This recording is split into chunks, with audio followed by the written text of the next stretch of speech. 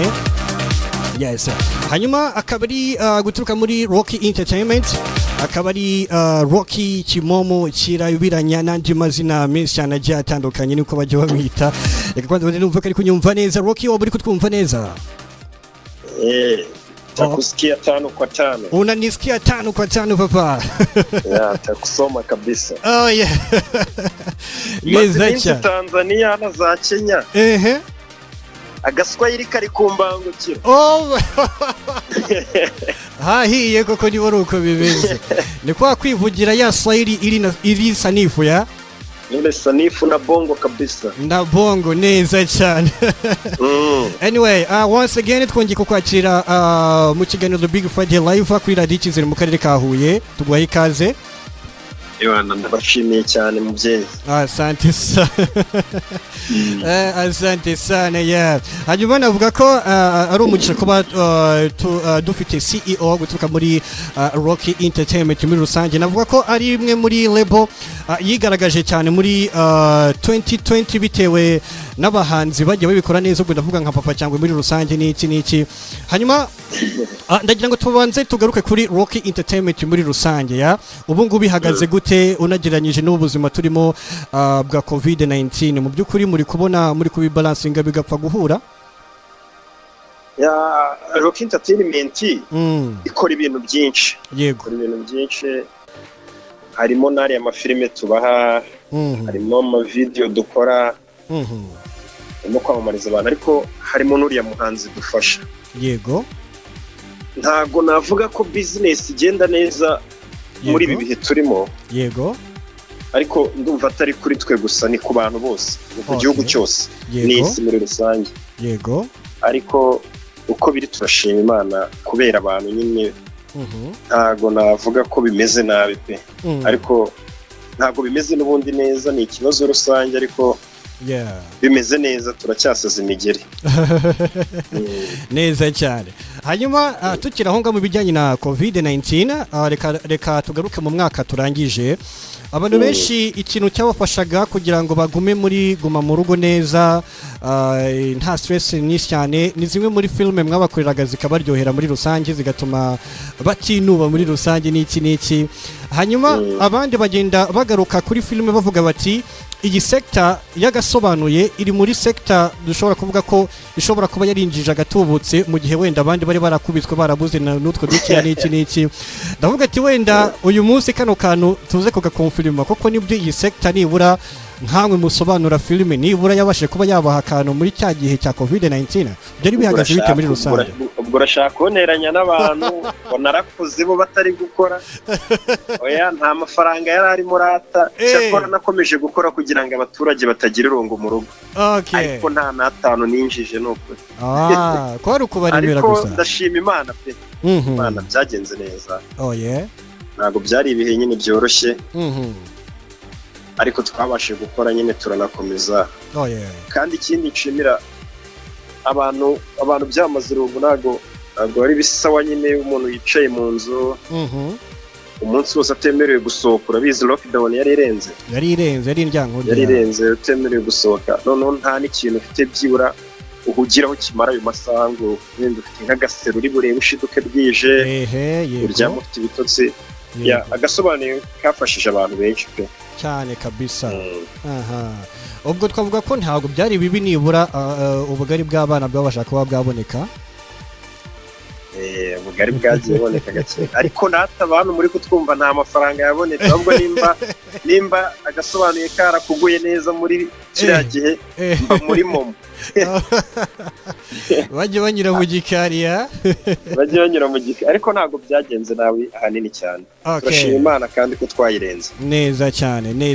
Anyway, reka noneho twita tuza mu bikorwa bya Rocky Entertainment, harimo no kuba munahagarira aba artists bagiye batandukanye. Hanyuma ubu ngubu mukaba mufite umuhanzi nka Papa Cyangwe wigaragaje cyane. Navuga ko mu mwaka dusoje wa 2020 yaradutwitse koko byanyabyo ku buryo navuga ko Papa Cyangwe uri mu bahanzi bakizamuka badutunguye kwa mu ma top 10 yabaga arimo. Navuga ko mu bahanzi batanu top 5 y'abahanzi batanu mu mwaka ushize bakoze cyane. Papa Cyangwe nawe navuga ko yari arimo rwose. Izi mbaraga kuri Papa Cyangwe ahanini zituruka kuki kubera ko abandi ba artists bagiye banyura muri Rock Entertainment ntabwo tujye tubona wenda bashininga nkuko Papa Cyangwe yashininze mu byukuri ibanga ryari rihe kuri Papa Cyangwe ahanini nta rindi banga rihambaye ibanga buriya ni abaturage iyo bagushyigikiye nyine buriya twese ntabwo twakwirata ngo nitwe turenze buriya abaturage batwumva nibo batugira abantu badanje baduha umwanya wo kutwumva bakatugirira icyo cyizere nyine ngo ibyo dukora babashe kubyumva yego rero bamuhaye umwanya nawe agerageza gukora uko ashoboye ariko abashoboye ni benshi bahanze abashoboye ni benshi ntabwo uriya wenda ari uko ari urenza ubwo ni gushimira abaturage bamuha umwanya no kumushyigikira ariko afite impano ni umusore w'umuhanga ndetse nimba unareba neza yaje mu buryo muri style itandukanye n'ibyo twari tumenyereye muri iyi showbiz yacu kabisa akaza azana uburyo bwe bwihariye wenda ariko abakunze ibihangano by'umwaka ushize ejo ndasohora indirimbo ye yindi irenze noneho iri ku rundi rwego muhite muvuga ati wa muhanzi koko ni icyamamare ntabwo ari imikino ejo indirimbo irabagenda nshobora no kuyisohorera iri joro ariko muzahita mubona ko wa muhungu ibintu bitandukanye mukwiye gukomeza kumushyigikira pe ko ashoboye cyane tugiye kubatwika ntabwo ari imikino tugiye gusohora indirimbo bita ku nsutsu ye ishobora kurara hanze cyangwa ejo ntabwo jya wibuka kukageza ku baturage buri kiganiro cyawe kirakunzwe cyane rwose nanjye ndacyumva ndi inaha urakoze jya wibuka kumwumvisha umusore wacu kabisa tujye tugerageza tukawuvanga so kuri iyo ndirimbo izasohoka ari audio cyangwa izasohoka ari audio na video icyarimwe gahunda ni ukujya dusohora video na audio bye mu gihe bakiduteze amatwi bakibasha kumwumva n'audio na video icyarimwe neza cyane hanyuma hari abandi ba artists twakundaga kubona muri Rock Entertainment ariko ntabwo tukibumva harimo nk'aba Mukadafu niba nibuka neza nk'aba 44 hanyuma hari n'undi mukobwa wari umaze iminsi uri gutrendinga mu bantu bavuga ko ashobora kuba nawe abarizwa muri Rock Entertainment yitwa Lucky Coco bano bahanzi bihagaze bite Mukadafu twarakoranye rikaza gukura ajya muri No Stress Music iramufasha ndetse cyane ariko Mukadafu aza kugiramo akantu ko kujya mu Bufaransa niyo mpamvu abantu batinze kongera gupfa kubona ibintu bye ariko mu minsi ishize yaraje ndakeka agiye kongera abaho ibintu byiza naho ubundi Generous warahari ari kubategurira nawe ibintu byiza nubwo tutakiri gukorana ariko umuntu afata inzira n'undi agafatiye ariko mugishyigikirana uko mushoboye yamuhana ama idea yago ariko arahari nawe arahari kandi ararenze baramuzi kabisa is that trap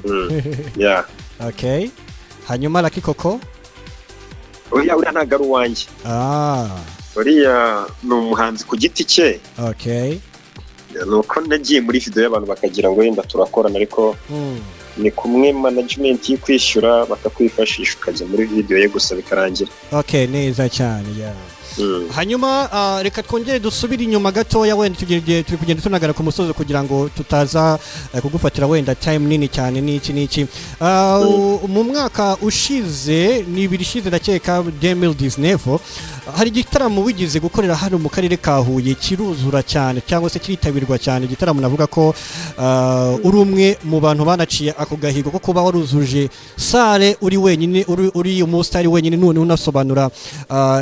unasobanura filme ibintu wenda tutari tumenyereye muri rusange iriya moment iyo uri kuyumva cyangwa se iyo uri kuyibuka mu by'ukuri ni iyihe shusho uyituha noneho abanyabutare muri rusange hanyuma se nanone ukaba uri kubateganyiriza iki muri rusange after wenda n'iyi covid icyo gihe twari turi mu kuzenguruka igihugu hari icyo twagiraga mbere ya corona cyitwaga agasobanuye ko kuzenguruka igihugu yego ibutare ko twarahageze bigenda neza kandi turashimira Imana abanyabutare nabo ndabashimira nabonye ko ari abantu bacu bakunda agasobanuye cyane ndabemera cyane rangirayo na famiye ni naho ngaho ni nko mu rugo. Magana hehe buriya ratuzayisure hafi umujyi wose twarawufashe.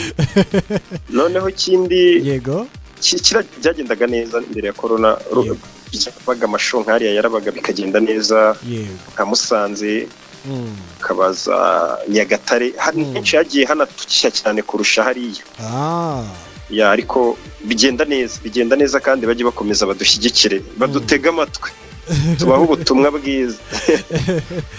Okay, neza cyane. Ya hanyuma navuga ko nanone twasoje umwaka wa 2020, label ya Rocky Entertainment iri mu marebo, navuga ko nanone yubashywe cyangwa se hari indi respect nanone abanyarwanda bayihaye muri rusange. Icyo kintu wowe ugikesha iki cyangwa se ubona cyaraturutse kuki ahanini muri rusange? Ya nkeka ahanini mba numva ari nk'umugisha cyase n'Imana, byose n'Imana. Okay, byose n'Imana, suka ari twe tuba dukora cyane, ahubwo n'Imana bibirimo n'abantu bacu bakadushyigikira. Kandi iyo abantu badushyigikiye natwe dukora uko dushoboye ngo tutabatenguha. Bamenye ko nimba barakunze filime zacu nyinshi uyu mwaka, tugiye gukora nk'aho aribwo bwa mbere dusobanuye filime zize ku bwinshi kandi zirenze izo babonye, n'udukoryo twinshi. Nimba barakunze iyo miziki y'umuhanzi wacu, ewana guhera ejo barabona ko tutangiranye amavuta adasanzwe. Ejo cyangwa iri joro ndabarazaho video kabisa neza. Barabona impinduka, barabona ko umwaka tutangiranye imbaraga neza cyane. Ni kwa kundi ni yasoga mu magambo make, n'uyu mwaka hari bushye Afrika nidasara nimuzanireke. No gusaza Afrika muri rusange. Okay, hari akantu ukunda kugaruka hati gukore neza bakurebereho.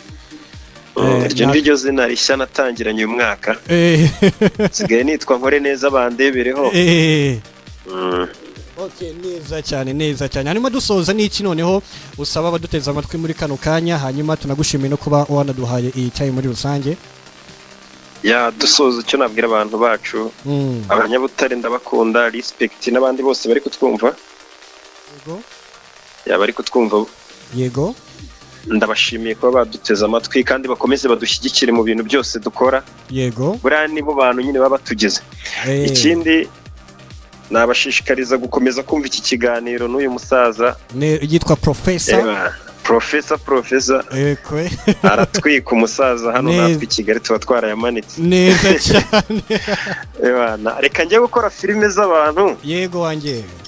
Iyo zitasohotse barantuka batazankubita. No kuri kw'Imana maze turemere. Sawa urakoze papa. Asante sana.